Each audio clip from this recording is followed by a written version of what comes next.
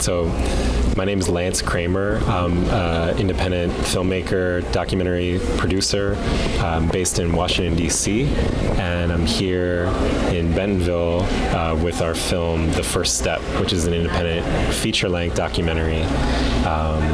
It's the Arkansas premiere of the film.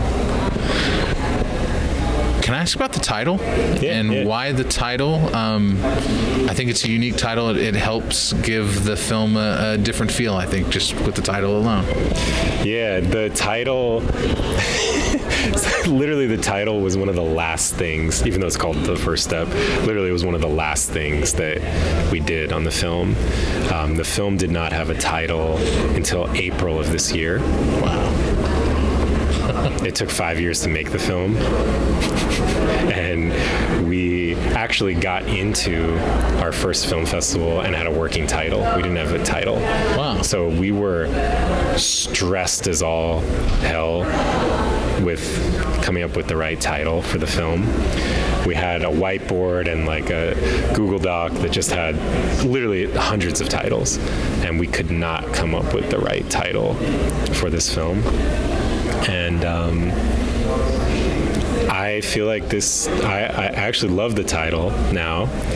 And I think one of the allergies to the title, The First Step, at first was because the name of the bill in the film is The First Step Act. And we were, while the First Step Act, the bill, is a major part of the film, it's not just a film about the bill. It's about a lot of other things. It's about people. There's storylines in the film that are not related to the bill at all. And we were trying to tell, in a sense, a bigger, or at least a more universal or deeper story beyond just like the passage of a bill or the process of a bill. And we almost were, I think, concerned that it would be hard to decouple those. But I think ultimately what wound up happening was that we just felt like that idea of taking a first step towards anything, whether it was policy or even just a relationship, felt like that's actually what the film was about. And it just kind of fit. I can't say anything more than it just kind of fit, and all the other ideas didn't. And also, in some ways, it was like the first step is maybe just as much of a question as it is a statement, because the film is also asking this question, like, what does it mean to take the first step on something? So it's not just an outright, unilateral endorsement. It's also asking a question. What are the implications of taking a first step? So it seemed to just kind of hold all that. It took us a long time to get. It was like literally the most obvious. It was the most obvious title, and it took us the longest time to get to it. I love it. So. You and your brother have made films that have had some of these wonderful figures in them that have not necessarily talked about this bill, but about that world of people. Can you talk a bit about getting the amount of interviews you got and just how this kind of unfolded? Because I think that's kind of the fun of the film, is seeing y'all's journey and getting to talk to so many different people about obviously a subject that needs to be talked about, that, like you said, needs that first step. Mm-hmm. But how do you even talk about it if it hasn't had that first step? Mm-hmm. Can you talk about that, getting those interviews and just the whole process of making this film? It seems kind of daunting when I take a step back and realize, got to talk to a lot of people. How did they get all that figured out? Yeah, I mean, there's a lot of people. There's some household names in this film. A little bit. Like, not just Van, but I mean, Kim Kardashian is in the movie, Jared Kushner is in the movie, Cory Booker, Bernie Sanders, Kamala Harris when she was senator. Right before. The former president, Donald Trump. These are people who are in the film not with archival footage. They're in the film through scenes, not even just interviews, but scenes that we filmed with them. And then even still, at least to me, in a lot of cases, the people who are the real stars are people that are not household names, who you may have never heard of, like Louis Reed and Jessica Jackson and Doug Copenhaver and Tyler James, these incredible activists that, are doing this like extraordinary work day to day. But they don't have as big a following. So it's like they're all in the same story, and bringing cameras into any of their lives or their work, the famous people and the people who you may never have heard of, it was always really hard, because in the political process, it's so sensitive, the actual work of politics, not the press conference, but the work, in the room, behind closed doors, that work is always so delicate, and cameras are almost never there. So bringing a camera into those spaces is almost like forbidden, at least in a way that's not highly orchestrated and, to kind of put on a show. So we had to do a whole lot of trust building just with the staffs of all the various politicians, elected officials who are in the film. Oftentimes it was Van or people on his team who were helping to make an initial intro to say, hey, these folk are all right. You can you trusted me. Van was doing his own trust building with them. So once they trusted Van and Van trusted us, then he could vouch for us, and that would help us get in. Not always, but a lot of the time. But there was all sorts of conversations that we would have to just be very clear about what our intentions were, because we were never going to have these, as an ethic, we said, we're not trying to have gotcha moments. We're not trying to trick anyone. Like, we're trying to be very transparent about our intentions, who we are, what we're trying to do, and we want you to feel comfortable once our camera shows up. So there's a lot of that discussion in advance. And it was the same thing even with the grassroots people, because we'd go to places like West Virginia where people had a real fatigue and anger with the way that their community had been misrepresented by outsider media. And, I think I was telling your colleague, I think the other day, the story about how when my brother went to go meet the sheriff for the first time, sheriff of McDowell County, and he met him at the police station, and he walked right in the police station, and there's a big whiteboard, and the sheriff was sitting in front of the whiteboard, and behind him in big letters it said, "The media does not define us." And he says, all right, so what do you want to talk about? What was it you wanted to film? And Brandon just, really to his credit, say, I hear you. I understand why you're angry and distrustful. Here's what we're trying to do and how it's different. We may have cameras, but we're trying to do something very different. And it's on me, or it's on us, to earn your trust. So it's also why the film like this takes so long. It took 5 years to make the film. It's because a lot of that relationship building just takes so much time. Why and how did you guys get so connected to people like Van in particular? What was it about you two that you feel connects with Van? Because the surface, I don't know if there is.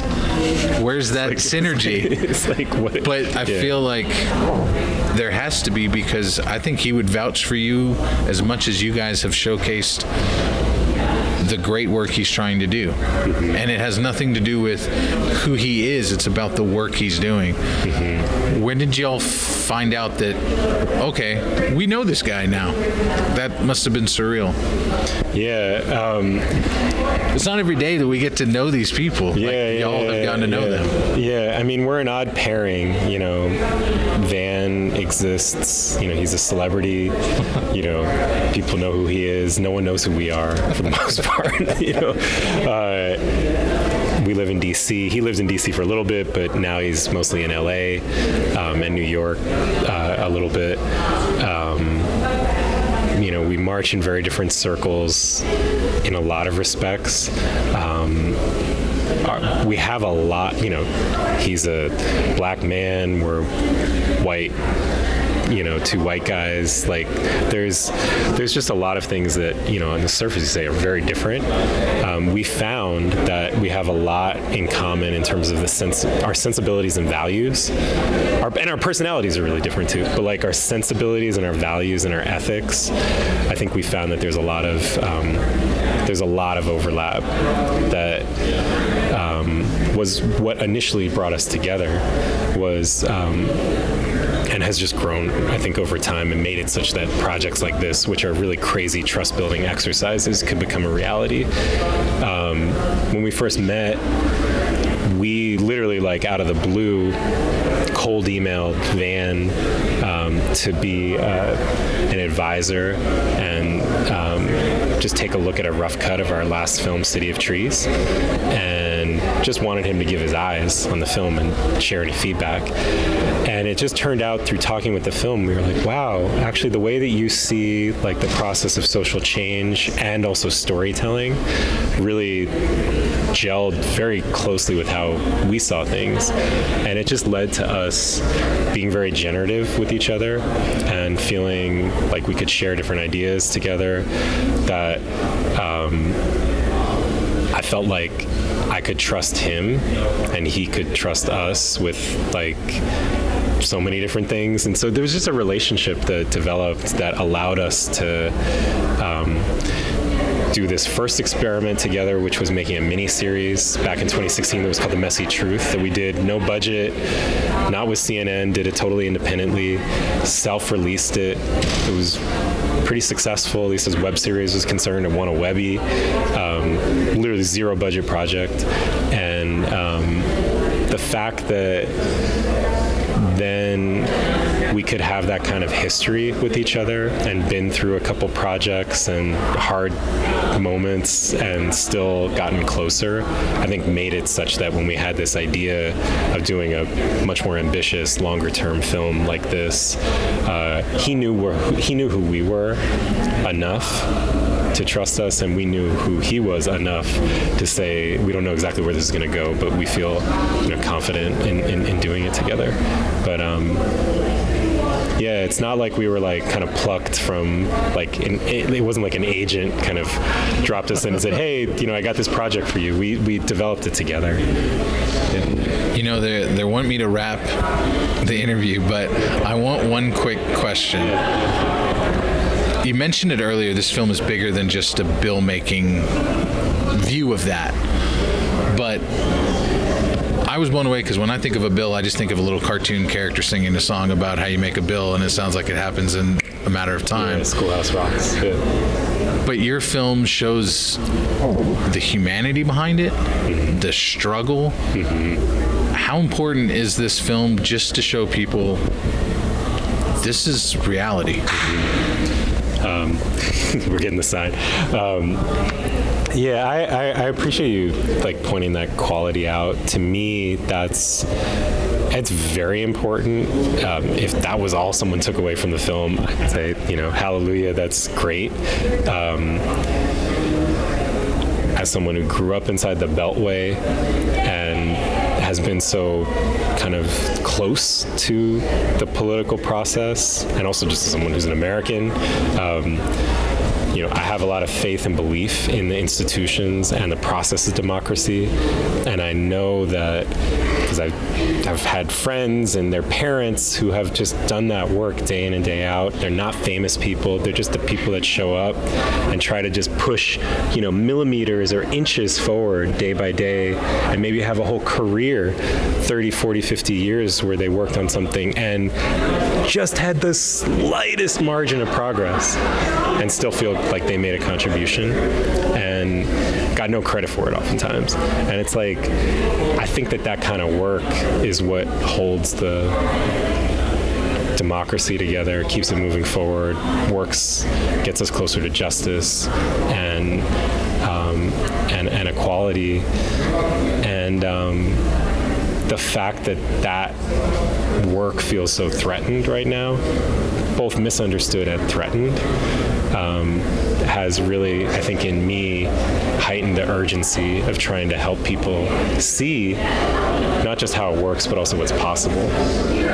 And so you can go in the Capitol building and knock on doors and take meetings and make your case and listen and advocate and shake hands and argue and all that stuff, or you could do what happened on January 6th and cause chaos and turmoil. And, as far as I'm concerned, I want to see the Capitol building used for the kind of advocacy that you see play out in the film, where you're showing up and engaging and really trying to work towards the issues that you care about to help people. That's like what I want to see, happen with this country. And, people are struggling so much still, and they need advocates out there doing that work, irrespective of what persuasion you're coming from politically. But it's misunderstood because people think it's like, oh, you just either show up even on election day and that's enough, or just get the senators and Congress people to do all the work and then that's it. But really, they are there for us in theory. And,